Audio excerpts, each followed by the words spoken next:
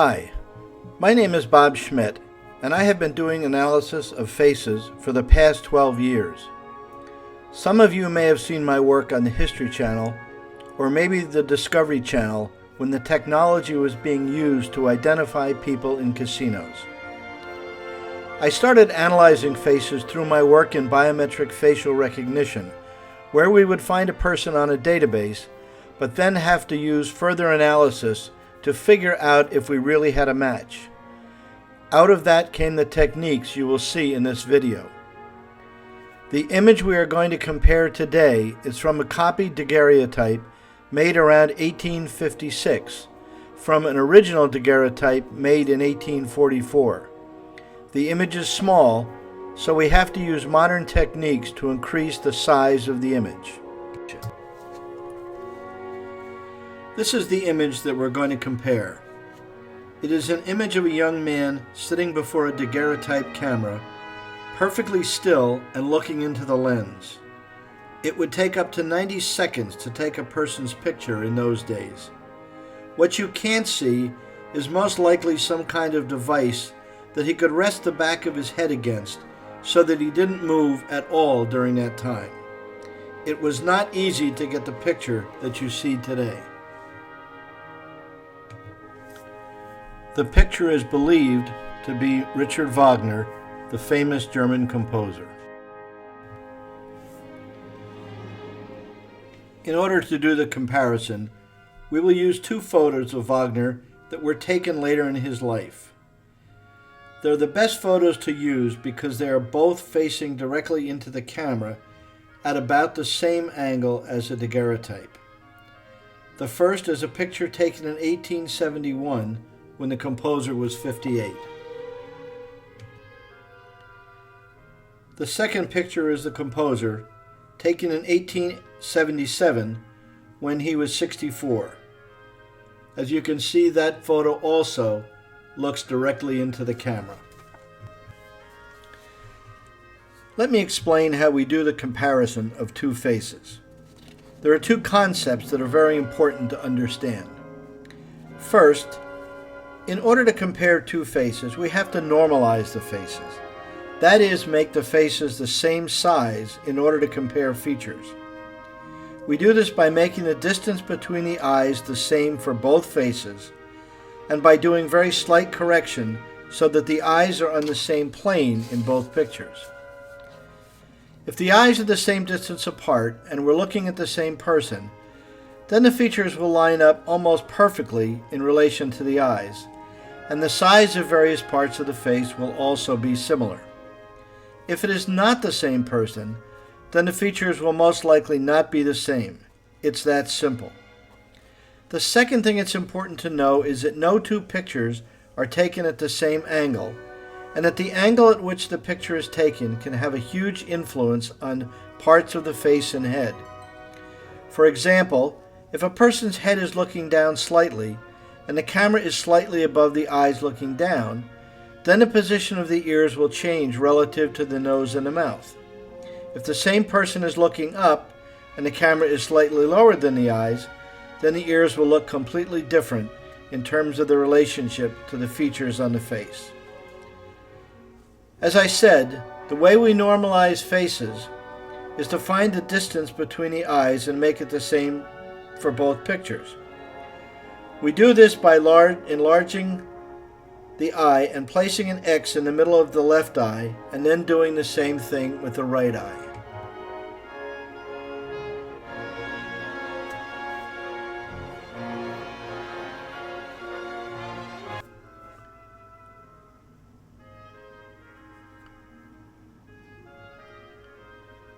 Now that we have both eyes, we're able to compare one face with another. We do this by moving a line across both faces so we can see how the features line up from face to face. As you can see, the features line up almost exactly from one face to another. And if you look closely at the mouth, you'll see that not only is it in the same position, but it's almost exactly the same width. If you look at the jawline from one picture to another, you'll see that that too is almost identical, both in its placement and in the distance from the eyes to the jawline. If you look at the hairline, you can see that that also is identical, although obviously as the composer aged, his hairline moved back. Now what we do is we take a look at the two faces as we fade from one to the other. And this gives you a good idea of how the features line up and how the faces look when you go from old to young and then young to old. Watch as the eyes and the nose and the mouth all seem to age, but into the same face that we had as a young man. It's a very remarkable similarity between the two pictures.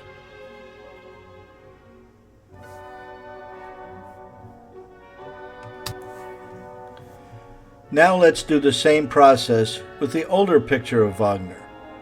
First we find the eyes in the old picture. Then we find the eyes from the Daguerreotype.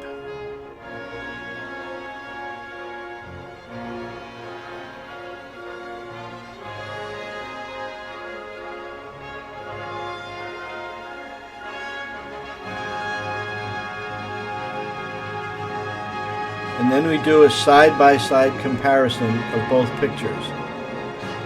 And again, look how the features line up almost perfectly. The mouth is in exactly the same place. The jawline is the same. The nose is in the same place. You can see that there's a slightly different angle in the face because the ear is visible in the Daguerreotype, but it's not visible in the older picture, or the picture when he was older.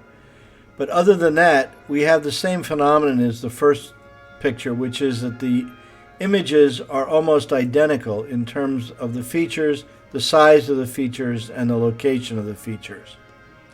And now as we fade in of one picture and fade out of another one, you can see how much the two pictures look alike. And again, how you get the feeling that we're looking at a young Wagner slowly changing into an old Wagner right before our eyes.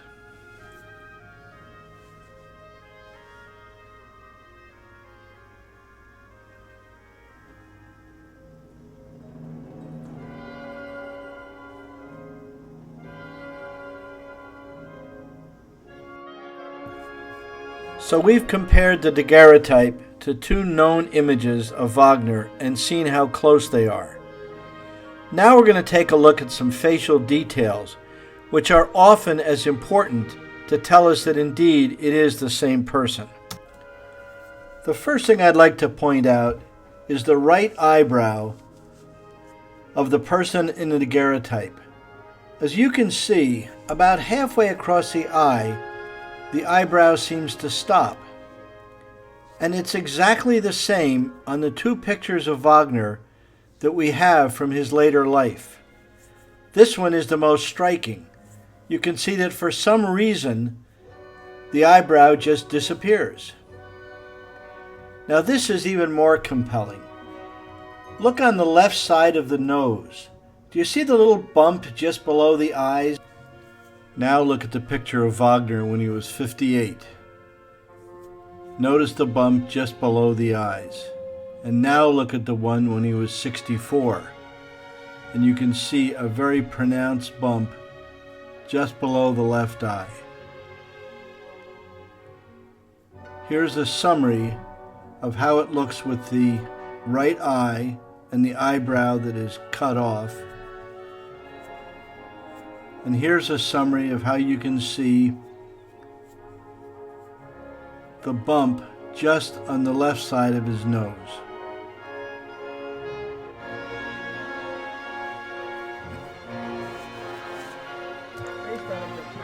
Based on a comparison of the pictures using our facial recognition technology, there is very little doubt that this is a picture of Richard Wagner.